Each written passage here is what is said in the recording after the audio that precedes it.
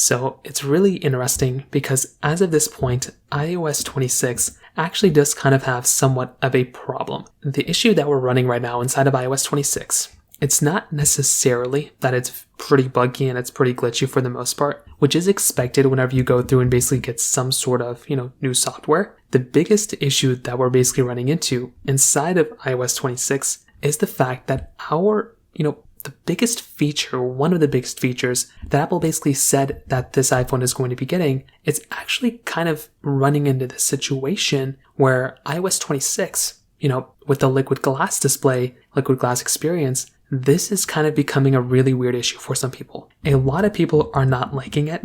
The liquid glass interpretation was already kind of swayed because Apple kind of messed up on their YouTube thumbnail, and instead of liquid glass, it actually said something else. I've been going through X all day, the Twitter all day today, and I've been just kind of getting a gauge on what people are loving about iOS 26 and what people are hating about it. Whenever a new version of software comes out, typically Apple will go through and, whenever there's any new features, new updates, the consensus online can be 50-50. Some people would love a feature. I would say for a majority of features, people don't really care. And there are actually some highs within iOS 26. But the highs that Apple, that people are mentioning aren't even things that Apple really mentioned. One of the biggest things I've seen online that people are loving is basically the ability of seeing how long it's going to take for your battery to last. For some reason, Apple didn't go through and talk about this. Their battery time charging indicators. Apple didn't talk about this in their keynote. They specifically hit, even when you go onto iOS 26 website, the biggest thing they talk about is essentially the new look.